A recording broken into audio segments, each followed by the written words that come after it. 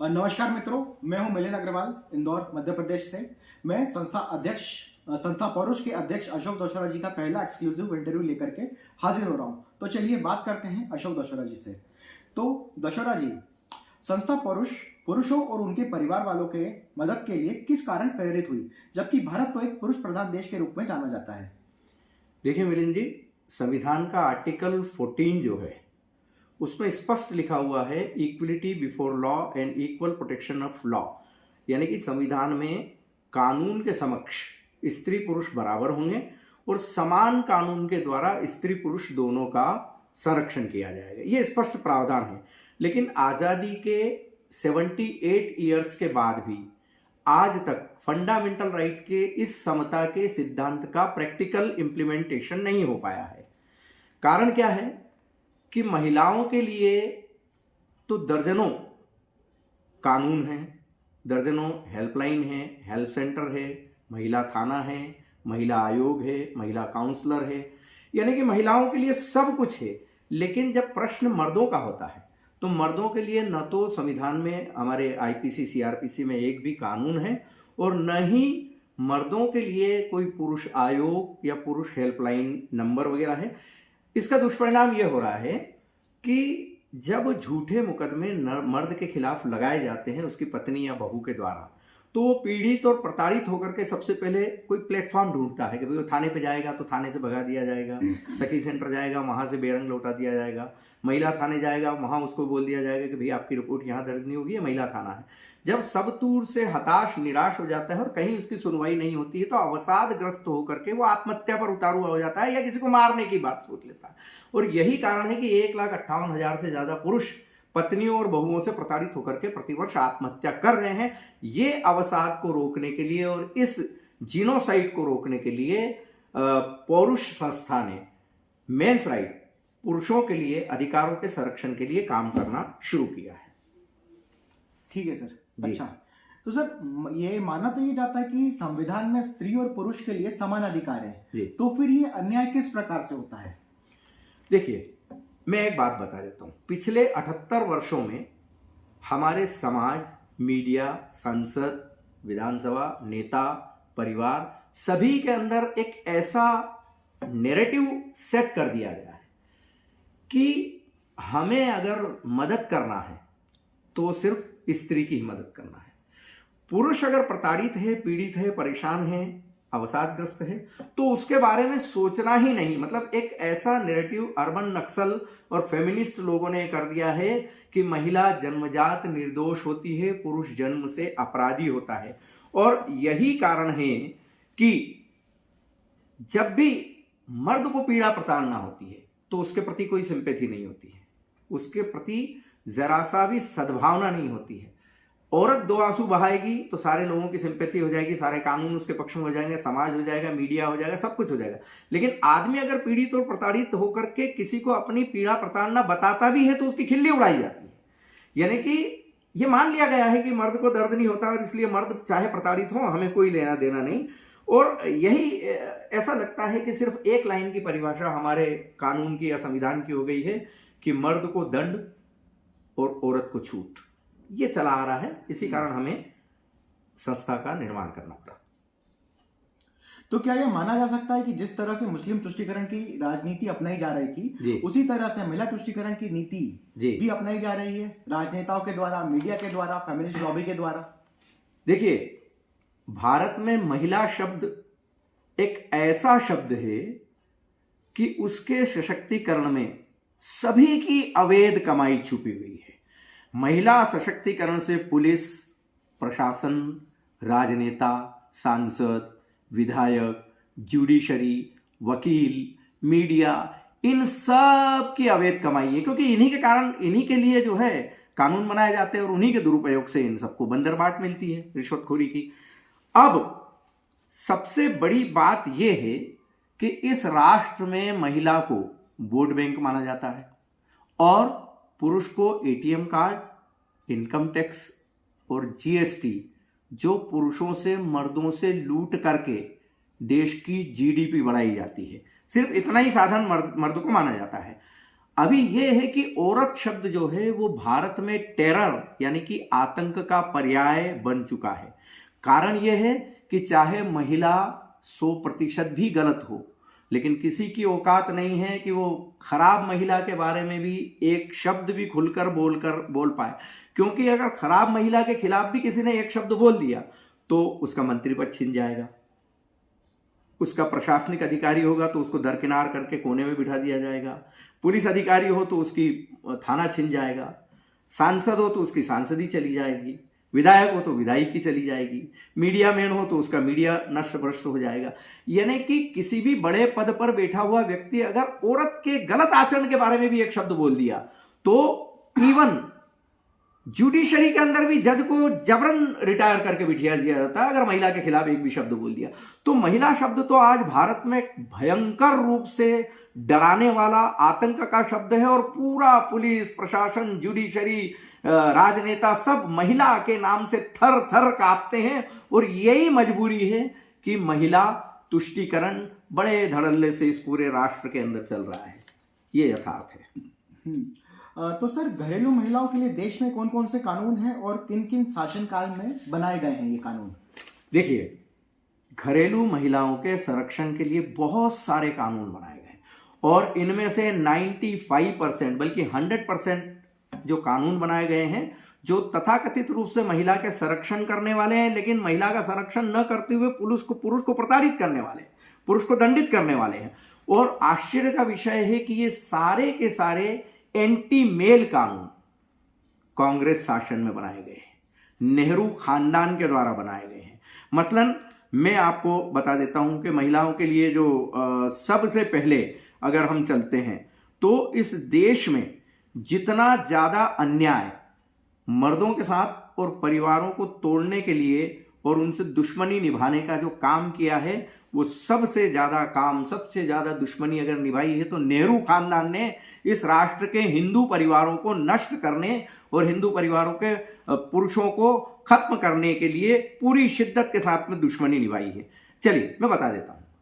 आजादी के पहले आईपीसी 497 जो कि स्त्री व्यभिचार की धारा थी, अगर कोई विवाहिता स्त्री किसी अन्य मर्द के साथ में अवैध संबंध बनाती है तो आजादी के पूर्व उस महिला को भी 5 साल की सजा थी और उस गैर मर्द को भी 5 साल की सजा थी। लेकिन नेहरू जी ने यह बोल करके इस आईपीसी से महिला को जो दोषी होने से बचा दिया गया कि महिला भारत की तो बड़ी भोली भाली होती है, उसको बरगलाया जा सकता है, उसको बहकाया जा सकता है। और फिर नेहरू जी ने इसके अंदर जो है महिला को अलग करते हुए ये ऐड करवा दिया कि the wife will not be treated as abettor, यानी विवाहेतर संबंध बनाने के बाद भी पत्नी को दोषी नहीं माने जाएगा। पहला गुनाह ये नेहरू जी ने किया आईपीसी 497 में रद्दोबदल करते हुए। इसके आगे अपन चलते हैं तो 1950 में हिंदू कोड बिल लाया गया। हिंदू कोड बिल एक साजिश के तहत ही लाया गया था नेहरू के द्वारा। हालांकि बाबा साहब आम्बेडकर ने विरोध किया था कि सिर्फ हिंदू कोड बिल ही क्यों, अन्य क्यों नहीं। इसके आगे अगर हम चलते हैं तो Hindu marriage and divorce law 1955 में लागू किया गया, जो 56 से लागू हो गया है। जब हिंदू विवाह एवं विच्छेद अधिनियम 1955 लागू किया गया तब भी बाबा साहब आम्बेडकर ने विरोध किया था कि सिर्फ हिंदू का ही क्यों, मुस्लिम का क्यों नहीं, पारसी का क्यों नहीं, यहूदियों का क्यों नहीं, अन्य का क्यों नहीं। लेकिन नहीं सुनी नेहरू जी ने। और ये बिल आने के बाद में 1952 के अंदर भारत में सनातन धर्म में सिर्फ एक मुकदमा था तलाक का और आज 3.5 करोड़ है, क्योंकि नेहरू की यह साजिश थी कि किस तरह से हिंदू परिवारों को खत्म किया जाए, उनमें विच्छेद पैदा किया जाए, उनमें दरार पैदा की जाए। उसके बाद में इंदिरा गांधी आई। इंदिरा गांधी 1961 के अंदर दहेज प्रतिषेध अधिनियम ले आई। दहेज जो कि एक कस्टम है, जो एक नए युगल के बीच में नया परिवार बनाने के लिए सभी के द्वारा गिफ्ट दी जाती थी, लेकिन उसको एक बुराई बना करके पेश किया, क्योंकि हमें तो हिंदू धर्म को, सनातन को बदनाम और बर्बाद करना है। 1961 में दहेज प्रतिषेध अधिनियम आने के बाद में हिंदू परिवारों में टूटना प्रारंभ हो गया। इसके बाद में 1983 में इंदिरा गांधी ही लेकर के आई 498A यानी कि दहेज क्रूरता। 1983 से लेकर के 2015 तक ये जो दहेज दहेज क्रूरता के अंतर्गत बुरी तरीके से मर्दों से मार काट होना शुरू हो गई। और फिर जो है इस प्रकार से ये महिला तुष्टीकरण के लिए सारे कानून बनाते चले गए।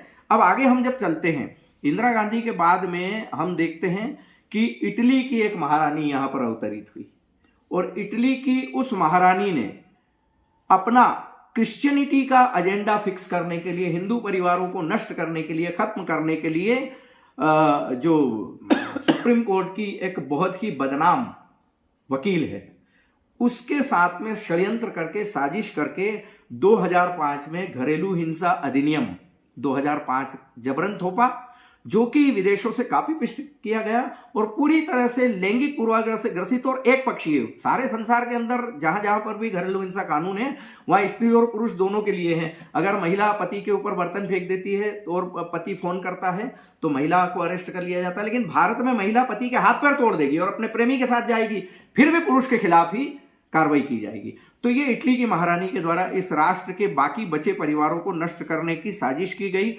अब उसके बाद में 2013 के अंदर एक फर्जी निर्भया कांड हुआ था, जिसमें एक मरी हुई लड़की को जबरन सिंगापुर भेज करके हिंदुस्तान के मर्दों को, पुरुषों को, स्टूडेंट लोगों को, विद्यार्थियों को बदनाम और बर्बाद करने के लिए उसको वहां भेज करके इस राष्ट्र को पूरी दुनिया की रैप कैपिटल बनाने की साजिश सोनिया गांधी ने की। और उस समय यह स्थिति हो गई थी कि भारत के युवाओं को न तो किसी देश में रोजगार मिल रहा था, न ही किसी देश के कॉलेज में एडमिशन मिल पा रहा था। यह फर्जी वाला जो है फर्जी निर्भया कांड के बाद किया गया। और उसके बाद इसी समय जो 2013 में ही उन्होंने रेप और छेड़छाड़ की धारा में 354 में ABCDEFGH जोड़ दिया, 376 के अंदर भी ABCDEF जोड़ करके बहुत खतरनाक बना दी गई है और चक्रव्यूह बना दिया गया है। और इसी बीच में इन्हीं कांग्रेसियों के कार्यकाल में वर्क प्लेस हरासमेंट का भी एक कानून लाया गया। इस तरह से हिंदुस्तान का मर्द घर में भी सुरक्षित नहीं, क्योंकि घर में रहेगा तो 498 लग जाएगी, घरेलू हिंसा लग जाएगी, और बाहर जाएगा बाजार में तो छेड़छाड़ और रेप लग जाएगा, और अगर नौकरी करने के लिए जाएगा तो वर्क प्लेस हरासमेंट लग जाएगा। यानी चारों तरफ से चक्रव्यूह में घेर दिया गया है। और अब सबसे बड़ी बात तो यहां पर यह उठती है कि भाई जब आईपीसी में मान लो मैंने पत्नी को थप्पड़ मार दिया तो आईपीसी में आईपीसी 323 है, 323 है, गाली दे दी तो 294 है ना, धोस दे दी तो 506 है। जब ऑलरेडी आईपीसी में ये सारे प्रावधान हैं तो फिर आपको घरेलू हिंसा अधिनियम लाने की क्या जरूरत है? क्योंकि बहुत बड़ा आश्चर्य है कि हिंदुस्तान के मर्दों को एक ही गुनाह, एक ही अपराध के लिए 3-3 सजा दी जा रही है। वही औरत दहेज प्रतिषेध अधिनियम 1961 में भी वही आरोप लगाती है, घरेलू हिंसा अधिनियम में भी वही आरोप लगाती है। उसके बाद 323, 294, 506 गिफ्ट में 498 जब दर्ज होता तो भाई गुनाह अगर एक है, मैंने अगर पत्नी को मारा है तो मेरे ऊपर सिर्फ 323 लगना चाहिए, गाली दी है तो 294 लगना चाहिए आईपीसी का। लेकिन मैंने पत्नी को गाली दी है या मारा है तो 294 भी लगेगा, 323 भी लगेगा, 498 भी लगेगा, और दहेज प्रतिषेध अधिनियम DP 3/4 1961 ये भी लगेगा।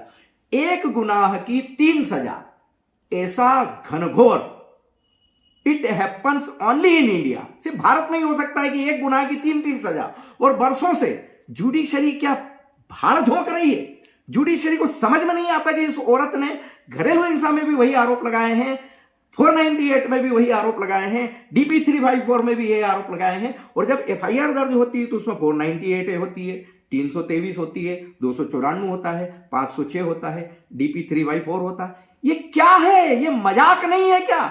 एक ही गुनाह की 3-3 और 4-4 सजाएं दी जा रही है। ऐसा संसार में कहीं भी नहीं होता है, और ये प्रिंसिपल ऑफ नेचुरल जस्टिस के खिलाफ भी है। मैं तो बोलता हूं कि जब जो सुप्रीम कोर्ट औरत के छींकने और पादने से पूरी तरह से सिहर जाता है और स्वयं संज्ञान ले लेता है, उस सुप्रीम कोर्ट की आंखें अंधी हो गई है क्या? वो गूंगा हो गया क्या? बहरा हो गया क्या? दिखाई नहीं देता उसको कि एक गुनाह के लिए हिंदुस्तान के मर्द को 3-3 सजा दी जा रही है। वही आरोप 498 में लगे हैं, वही आरोप DP 3/4 में लगे हैं, वही आरोप घरेलू हिंसा में लगे हैं, और उसी आरोप के लिए 323, 294, 506 भी कायम की जा रही है। ये क्या मजाक नहीं है संसार का? इसलिए मैं बोलता हूं कि इंडियन जुडिशरी सिस्टम संसार का सबसे घटिया सिस्टम है, और इससे ज्यादा घटिया कुछ भी नहीं हो सकता है। और यही एक कारण है कि हिंदुस्तान में 1,58,000 से ज्यादा पुरुष आत्महत्या कर रहे हैं, निरंतर मरते चले जा रहे हैं और आगे भी मरते चले जाएंगे। पर सर इसमें एक चीज ये है कि ये सारे जो कानून हैं जी, जैसे आपने बताया 498 एक हो गया या घरेलू हिंसा हो गया, जी। तो इसमें सजा का रेट कितना है, कन्विक्शन रेट कितना है, Yes. कितने पुरुषों को इसमें सजा मिलती है, यस यस यस, और कितने साल ये केस चल सकता है? बहुत अच्छा प्रश्न आपने किया। देखिए, सुप्रीम कोर्ट के माननीय न्यायाधीश अरिजीत पसायत ने 498 को लीगल टेररिज्म यानी कानूनी आतंकवाद कहा था। सुप्रीम कोर्ट कह रही है। हाँ। कुछ अच्छे भी जज हुए हैं सुप्रीम कोर्ट के, बहुत सारे लंपट भी हैं, कुछ अच्छे भी हुए हैं। और इसका कन्विक्शन रेट जो है 498 का DP3/4 का मुश्किल से 3 से लेकर 5% है।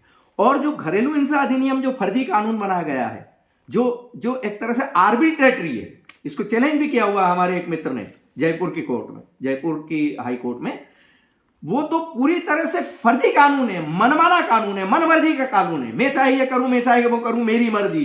ये घरेलू हिंसा अधिनियम 2005 वाला कानून है और इसको तो सिरे से ही खत्म कर देना चाहिए। और इसमें सबसे ज्यादा झूठे मुकदमे, क्योंकि जब महिला रंगे हाथ पकड़ी जाती है अपने यार के साथ अय्याशी करते हुए, खट से घरेलू हिंसा कानून लगा देती है। तो इनके कन्विक्शन रेट मुश्किल से 3 से लेकर 5% है, लेकिन 10-10 साल तक ये केस चलते हैं और इस तरह से मर्द प्रताड़ित होता रहता है। तो सर आप बता रहे हैं कि 498 ए घरेलू हिंसा, इन सब में जो कन्विक्शन रेट है वो मात्र 3% या 5% है जी। तो सर जो 90% जो इसमें जिनके ऊपर झूठे मुकदमे लगते हैं वो बच कैसे जाते हैं? देखिए मिलिंद जी, बात यह है कि एक कहावत है, झूठा ही लेना झूठा ही देना, झूठा ही लेना झूठा ही देना, झूठ ही भोजन झूठ चबेना। ये जो मुकदमे हैं वास्तव में होना ये चाहिए प्राइमा फेसी थाने पर या जहां पर भी होते हैं, जैसे घरेलू हिंसा कोर्ट में होता है, सखी सेंटर में होता है या थाने पर भी होता है, और 498 की थाने पर FIR दर्ज होती, DP3/4 की होती, उसी स्टेज पर प्राइमा फेसी इनकी सही तरीके से इन्वेस्टिगेशन जांच करना चाहिए। लेकिन कुछ भी जांच नहीं होती है, झूठा ही मुकदमा दर्ज कर दिया जाता है। जब मुकदमा ही झूठा हो जाएगा, फेमिनिस्टों के द्वारा यह फैलाया गया है कि सबूतों के अभाव में 95% अपराधी मर्द छूट गए।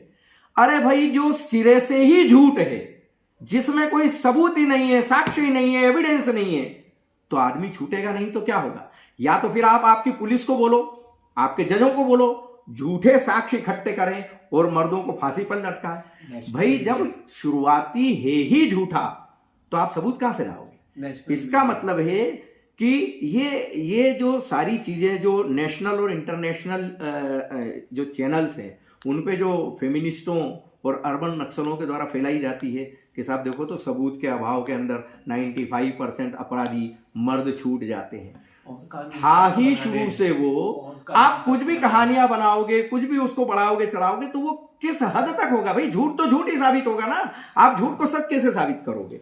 तो कहने का मतलब ये है मेरे दोस्त कि जब हिंदुस्तान का कानून एक आंख से अंधा, आधे मुंह से गूंगा, एक कान से बहरा, एक हाथ और एक पांव से लंगड़ा और लूला है, उसको सिर्फ महिला दिखाई दे रहा है, लेकिन दूसरी आंख फूटी हुई है, उसको मर्द दिखाई नहीं दे रहा है। और सख्त कानून, जब इन सब चीजों को ये प्रचारित करके बोला जाता है कि नहीं साहब वो तो 95% छूट गए इसलिए और सख्त कानून बनाना चाहिए। आप कितने ही सख्त कानून बना दो, लेकिन जब होगा ही झूठ तो छूटेगा ही, है ना? तो इस अंधे, लूले, लंगड़े, बहरे जो जुडिशरी सिस्टम है उसमें आप लाख कितना भी करोगे, कन्विक्शन रेट तो यही रहेगा। और ये जो फेमिनिस्टों के द्वारा फैलाना किया गया है कि भाई छूट जाते हैं, वो सत्य है, क्योंकि आपने मुकदमा ही झूठा किया है।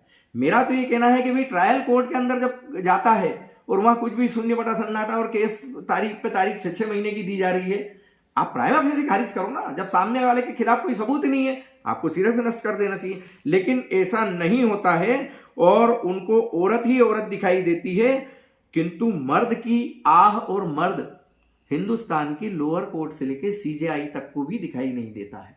यही कारण है कि मर्द प्रताड़ित हो रहे हैं, परेशान हो रहे हैं, उनके आत्महत्या की दर बढ़ रही है, और इसलिए संस्था पुरुष के द्वारा ये सारा काम अपने हाथ में लेना पड़ा।